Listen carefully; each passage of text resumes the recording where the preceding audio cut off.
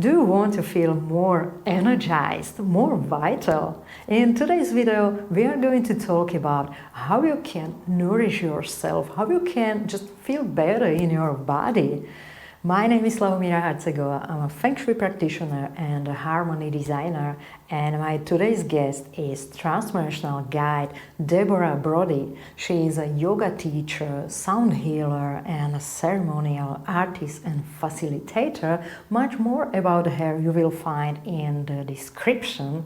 And in today's video, she will reveals to you a powerful source of energy which is completely for free, and make sure to watch until the end because she is offering also a simple but powerful exercise how you can just energize yourself almost instantly. And now let me welcome Deborah Brody. So welcome, Deborah. I'm so excited to have you on the show today because I just love this topic to talk about connection with nature and about the reciprocity and how much energy we can receive from the nature. So please tell us more about connection with nature. Why is this important? How we can get more energy by doing that, and just share about your work because I know there's so much to share. Oh, Slavomir, thanks for having me here. You know, there's a concept, that a universal principle that I think is really key, and it's something that the ancients really understood very well. It's called reciprocity. And reciprocity is a universal law. It's a universal law that governs all of life, the multiverse, and all of our relationships. So human, non-human, and it's the kind of glue that brings us into balance and wholeness. And it's really about the circulation of giving and receiving. And it connects us deeply with the truth of interdependence. We are all connected. You know, this is a universal law. We've forgotten, we forget that we are actually nature beings. The ancients understood how this relationship, we all understood it when we were very close to Earth. I find that the peoples that have remembered most are the indigenous peoples that still practice this teaching. It's very alive in many indigenous cultures around the world, all over the world, this principle. And artists, I think, are very connected to this principle as well. And there's always people in every culture that's have that remembrance and connection. There's all, you know, those that have that connection, spiritual connection through nature. And issues that we're having on our planet are directly a result of forgetting that we are nature, and that, you know, that we have this sacred responsibility. We have this responsibility as humans to be uh, good caretakers. That's how the indigenous peoples talk about it. It's like being a good caretaker. I mean, it's like part of our role. We have a role as humans, and each creature has a role in the whole. So living in good relationship with nature, taking care of nature, and uh, honoring her is such an important part of finding this good relationship. And it ripples inside of us because we're not, you know, when you think that we are separated. So the issue now is separation. We think we're separate from nature. And that's like thousands of years old of this, you know, comes from Judeo-Christian thought, and, you know, got built upon in science. And it's this thing that humans somehow have dominion over nature. And women are very connected to nature because we give life, we make babies, and there's a reason why women, indigenous people, anybody different other, has been oppressed through the ages because of this connection to nature. And there's a real direct correlation. how do we counteract that? And it's why we're in the mess we're in. We live with this growth, this there's no limit to growth, in the kind of the Yes. paradigm, and the postmodern paradigm. And that Exactly. is Yes. That's unsustainable. We can't survive. exactly. We cannot survive. And so I think this wisdom's teaching of reciprocity is the secret. It's what will help us to turn the ship around, to remember who we are as nature. And it's paramount. Our survival depends on it, actually. It's not like some little, oh, this is a nice little thought. This Exactly. is freaking Yes. It's serious. it's what I wanted to Yeah, point out. Yes, it's just necessary. We can't it's, survive like moving on like this. It's just unsustainable. but guess what? Nature will go on. Nature Even doesn't without care. us, without Earth humanity. will just Yes. shake us off if we cannot get with the program of nature, the nature program of reciprocity, understanding this beautiful circulation of giving and receiving. If we can't get that, we may not survive, but the earth will survive, will go on fine without us. So, it'll be different, but uh, so it's really about, it's like we're on a suicide mission, the humans, seriously. And so this is like, you know, we've got to do something. And I mean, it looks like, you can look at it and go, oh my God, we're doomed, but I can't look at it like that. I have to just, for me, it's like, no, I've got to live reciprocity. How do I live reciprocity? How do I live Yes. it? I mean, I'm actually writing a book about this, 7 keys to living reciprocity. How do we do it? Because Yes. it's So like, please it's an share more. experiment. Please share more about it. How can we do that? Some practical steps, what we can do, because I know that many people are like desperate or sad. They just see what's going on and they feel like victims, like, oh, what can I do? So please give us Well, something what we can do. what we can do, well, I think the most important thing we can do is spend time in nature, spending time walking, going for walks, not to go anywhere, not to do anything, but to walk, to be present, to touch the earth, and just to really feel like, it's like we act like, nature's out there, and nature can be, a wild space in the city if you live in a city. Um, and, we act as if we're not in the picture. There's nature out there. And it's like, no, nature's in here. So the orientation, I'm suggesting we have to reorient to remember that this body is made up of the elements, the 5 elements: ether, air, fire, water, and earth, and as is all of nature.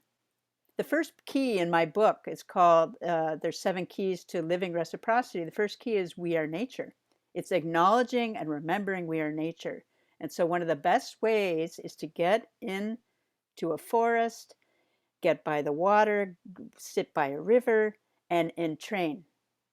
You don't have to do anything. You just be. You just sit there, watch, be, be present with your surroundings, really feel. And the way to do that is to be present. You have to be here. Most of the time we're in the future, we're worrying, we're thinking about the past, we're ruminating, and our life is happening now. And, do you think that a dog or a horse sits there and worries about the future? And maybe they dream about the past. We don't know. We're not in animal bodies, but they definitely don't ruminate about the future.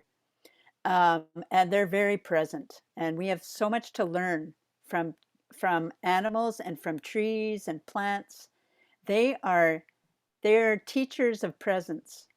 And we need to learn presence. It's one of the keys. It's one of the great gifts that we have as being alive, is to be here. If you are not present, you're not here. You're somewhere else. You're not in your body. We need to be in our bodies. We were given this beautiful body. But a lot of spiritual traditions, everything it's better up there, out of the body. But the body is a sacred vehicle. It's our it's our beautiful vehicle. It's our vessel that we get to be in here on this beautiful planet. And we are made up of nature, elements, and we have this, energy chakra system. It connects with the elements, and it has different functions, of our physical, our mental, emotional. We're multidimensional beings. And so, um, and that's all part of nature. Nature is multidimensional, and so how the first thing is entrain with nature. Go out, sit with a tree. And part of the disconnection, why do we have so much mental illness, so much isolation, depression, anxiety, is because we feel separated. We don't feel like we belong here. And that is one of the biggest issues of not belonging. I'll tell you, coming home to nature is one of the greatest gifts to come home to yourself. That has Yeah. been my journey. I would like to share my experience because when I was studying geomancy and we had some exercises like we just try to be water, be a tree, and be a stone. And it was like, it's possible, you know. I can remember like I was a water and it just you can just try to do this, or it's possible to communicate with a tree or with a flower, with anything, or just try to be that. And there's so much wisdom.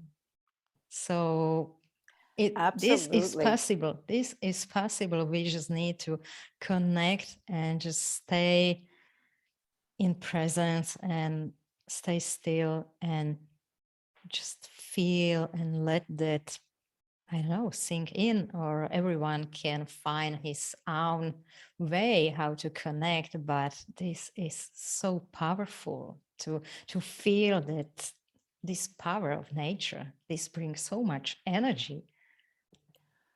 Absolutely, and it's so beautiful. It's such a beautiful example of it's inside you. The waters are flowing inside you. We have fire. We've got fire in us.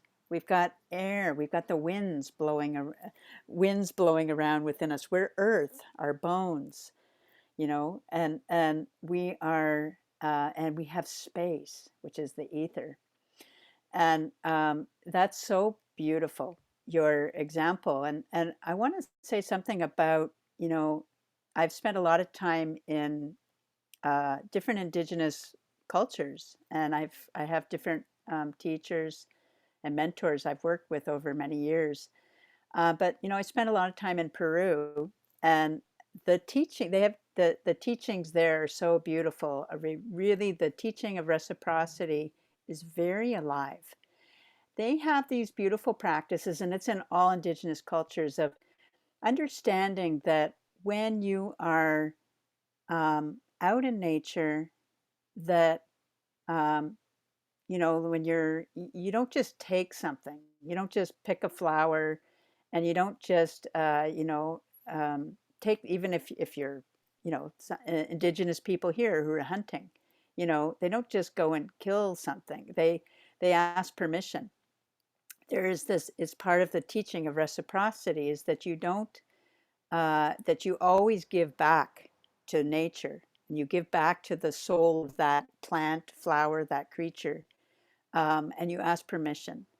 And the way they do that, is through various offerings. They actually use the physical um, give back. So, in Peru, they have different kind of offerings they do. They call them despachos.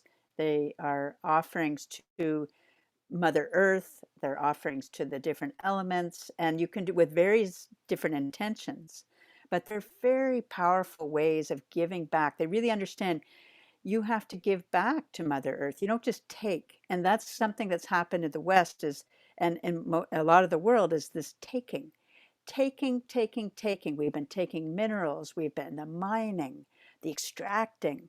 It's taking. It's like, what can we give? That's the ways that Indigenous people, the perspective is that what can I give back? What can I give back so that we're whole?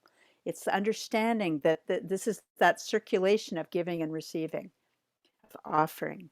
And so I think it's a really beautiful practice. And that's something that I do is that I have a practice of making offerings. You know, I did a beautiful, actually, it was the full moon lunar eclipse um, 2 nights ago, and I went out with a friend. We went to I live in Toronto, and we went to Lake Ontario, and I was like, let's bring flowers.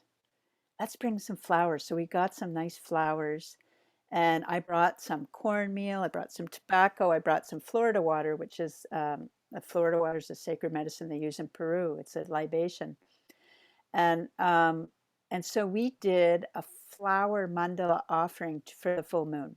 And during the time that it was starting to eclipse, you know, we put libation down, and I made a little circle with corn, and I put tobacco in the middle.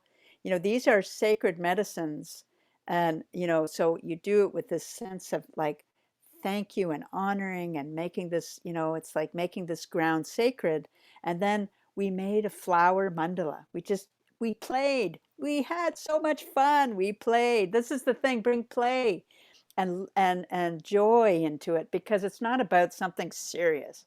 I mean, it is serious, but it's more like the you know, part of being in this great relationship, in this aligned relationship, is being ourselves, is expressing our creativity.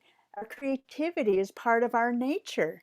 That's our nature, is being creative. That's part of being human. We are creative beings. We're here to create. And so we've got to get connected to our purpose. That is part of being in reciprocity with nature.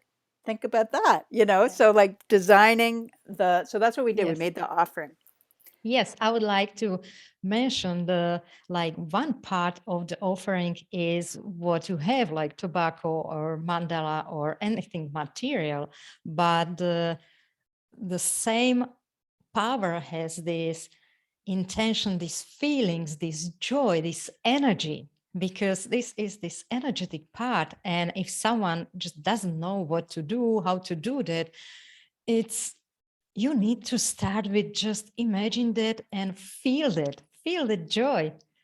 Isn't that true? Because sometimes I just, when I don't have any tools or anything, I just want to be, so you can be thankful for that. Just feel that deep inside. This is everything is energy. Our emotions, our thoughts, our visions, everything is energy. And it's like just strong part of this reciprocity, because in this energy we can at least be thankful for something.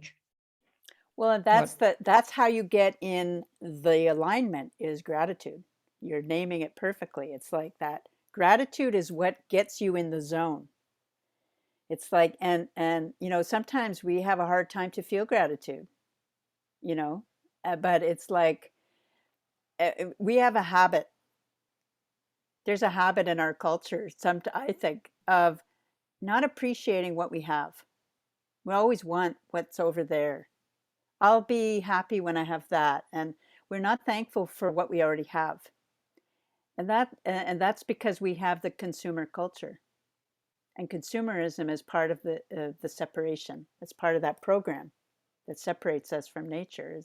And so getting in gratitude, just like awe and wonder, awe and wonder, awe at the ocean, wonder at like a majestic mountain, you know, or a flower that's in your garden.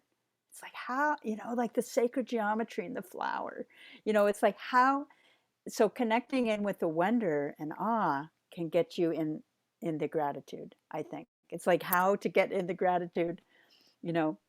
Yes, and Okay. in our Western culture, how we are used to take so many things like for granted. You know, you are sitting in your home, you have a roof, you have I don't know, some food in fridge, and that's just normal because everyone has that. No, there are people who has just nothing to eat. They have no roof.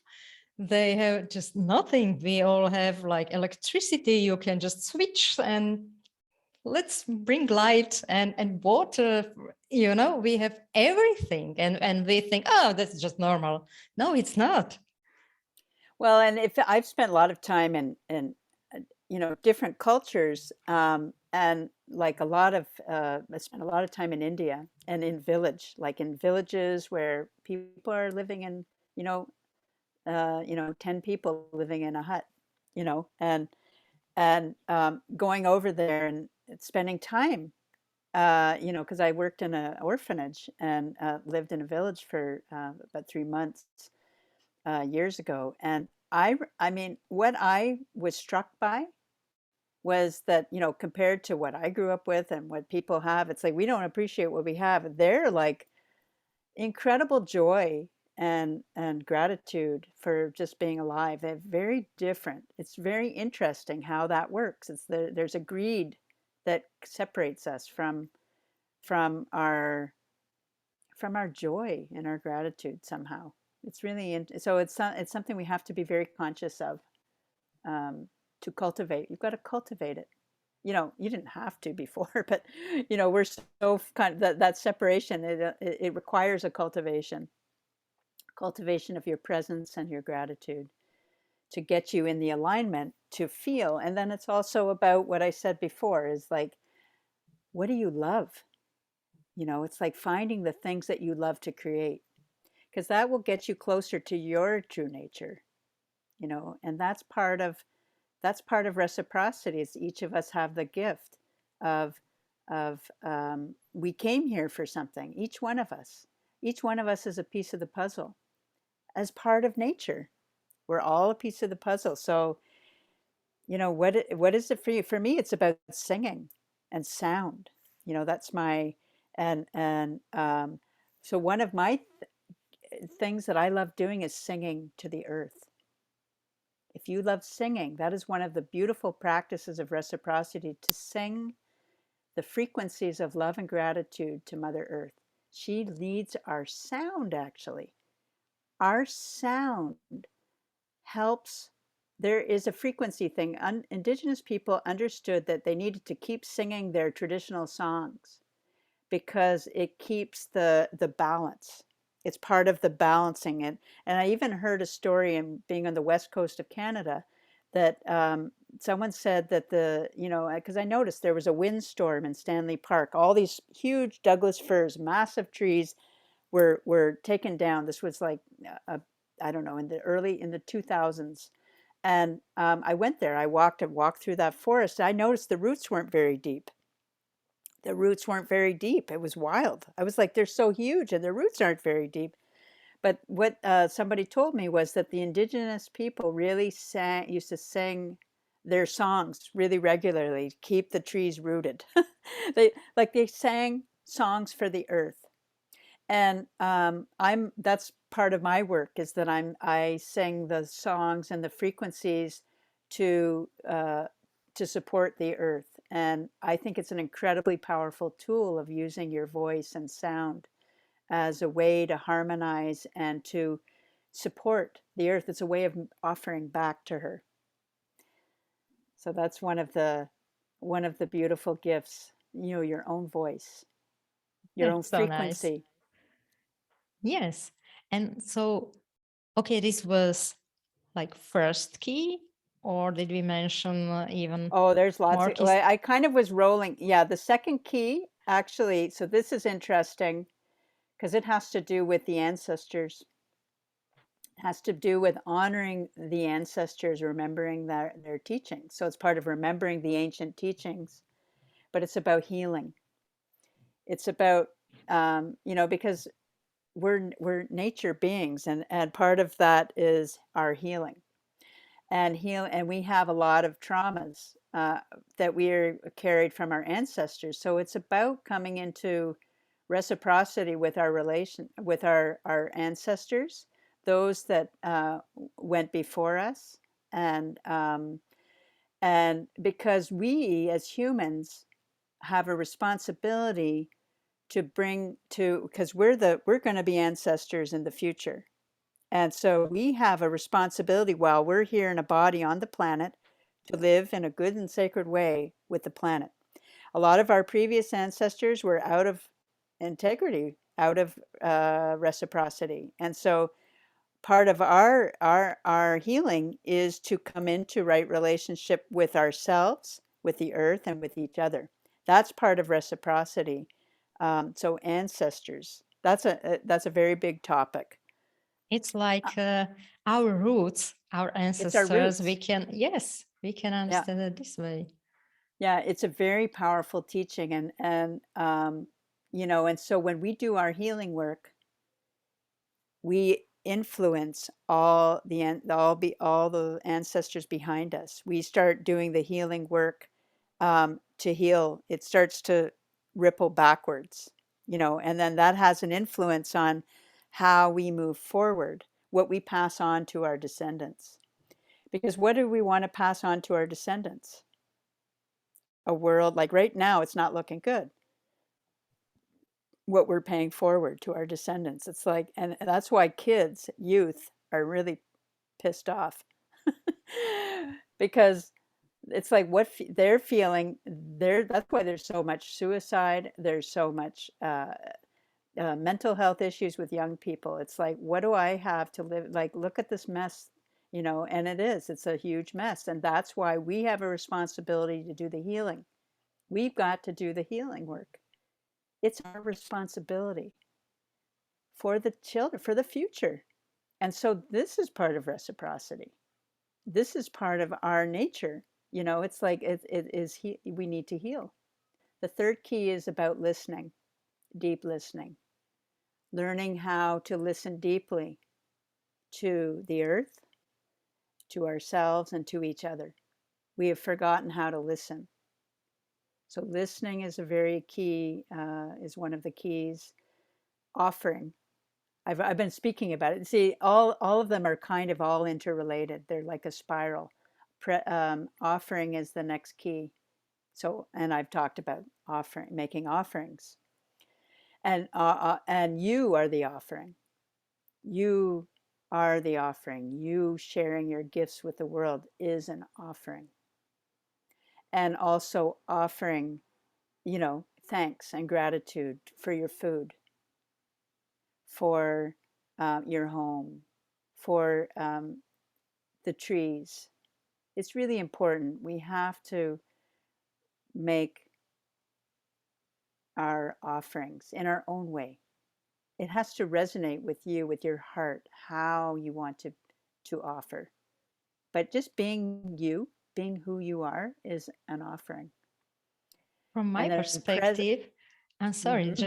just to be aware, like give your attention to something, appreciate that this is offering, like offering Yes. of your energy and your attention, just to acknowledge and observe the nature. And this is energy, because what you focus on, you just put your energy into that, so you can offer this energy of appreciation and just see and love. This is the next step. You can just give your love, like, oh, what a beautiful flower, you know. And this could be also offering. It don't needs to be just material things. Oh no, If yeah, not at yeah, all. Your voice, your sound, your love, voice. Yes, everything. I love this. Like you can Yeah, use and voice. That's so nice. I want to just say that, you know, this key of offering has been very healing for me. I remember I had a lot of, you know, I had a lot of issues, you know, just personally, just, you know, whatever. I just had a lot of self judgment, really strong inner critic, and I beat myself up a lot. And I know I'm not alone. People, I've done a lot of work to to heal that. And my practices of starting to make these offerings to the earth, I can't tell you how many times I'd go walking, I'd be completely depressed, or I'd feel lousy. And then I would go and I'd sit at the lake, or I'd sit at a river and I'd just cry, or I'd sit with a tree, I'd cry. And I'd sometimes just talk to the tree, talk to the water, and or I'd journal or something. And then I had this feeling of, then all of a sudden the heaviness would lift and I would feel this incredible energy coming from the tree, coming from the water. And I would then feel this incredible gratitude. And then I would just naturally make an offering, and it like it's something that is so natural because we're nature beings. It's natural. And so I just want to say that that's a real antidote offering to this feeling of, just of depression, of anxiety, of just not feeling right with yourself, out of alignment with yourself. This is a way to heal. It's an incredible healing tool. It's been my key healing tool. Coming into right relationship with myself is intimately connected with right relationship with the earth. And it's kind of like I'm nourished by nature, but I'm nourishing nature. It's this beautiful mirror and dance of reciprocity that's happening. This is so important. Yes. And this is exactly how you can get like more energy and vitality. And in the same time, you're just doing something important for our future, for our planet, for our children. And it's so simple, just to be joyful, just to laugh and To dance. You know what? The dance earth and or loves it when we sing dance. and just offer this joy and happiness and love. And it's good for you, it's good for planet. Why we just stop playing and dancing and singing? Why we are like trying to be so serious all the time and just do this hard work? And Yeah, joy and playfulness is very key. It's very key to your self-care and your self-nourishment, and to play and to really activating that reciprocity, that energy, and the creativity, whatever, in any form of creativity, however you like creating. And it may be cooking. Maybe you love cooking. You like baking. You like, anything. It's like anything. You're using your hands, your heart. It's like you love it. It's like, I'm like that with singing. I like painting. I like writing. I like, it's like I love dancing. Dancing brings on my joy. And it's our joy and contentment are our natural state, actually, but it gets covered over by all these things that we're not understanding our true nature, that we are nature. We don't understand who we are. And so we create all these problems for ourselves because we don't know who we are. And yes. that's the journey. Yes, this is so important. And before we will end our today's session, can you share some practical tip or how we can start with reciprocity or with healing, or just some practical tool? Maybe the tool with the working with the voice and sound. So there is a wonderful tool of using your voice and sounding to do self-healing. And remember, like you are a microcosm of the macrocosm. So when you do work on yourself, so I have a practice I do with sound that is an ancient practice. They've been practicing there. It's working with vowel sounds, with the chakras, with these energy centers in the body that are responsible for different functions of our human system. And it goes through the different elements, and then different, if it's, we're complex. This physical being is complex, so I'm not going to go into explaining that part of it. But to do sound for each of these chakras is an incredibly powerful tool for you to get access through your voice to, with intention and your attention, to influence your mind-body field and your whole nature field through sound. And so I have actually a tool that I call it Tap into Your Power Chakra. I think it's chakra cleansing with vowel sounds. And it's actually a gift that I have that you can download. So I'm happy to offer that for this community, because it's a beautiful practice of using your voice. And as you're using your voice has its own special frequency for healing. And when you start to tap into that, your sound, and direct the sound into with intention, and the video goes through, really goes through the chakras and explains it. And then we do the practice, and it's really powerful way. And because you've got these elements inside your body, you start to harmonize your body through your sound and your intention. And then that is part of attuning you to your true nature. And so that's how that, to working with sound is a really powerful tool, alignment tool, to connect you with your true nature. Wow. So thank you very much. You're welcome. I'm so Thank happy you to very share that much. with you. Yeah. Yes, I enjoy this conversation, and I believe that it was also inspirational for our audience. So thank you very much for sharing that. Thank you all for watching, and see you by next session. Do you have your own practice? How to energize yourself? Please let me know in the comments. On this channel, I'm bringing various methods and more inspiration about how to get into your high energy, how to be more productive, how to reach your goals faster and just make your dreams come true. So please consider subscribing. See you in the next video. Bye!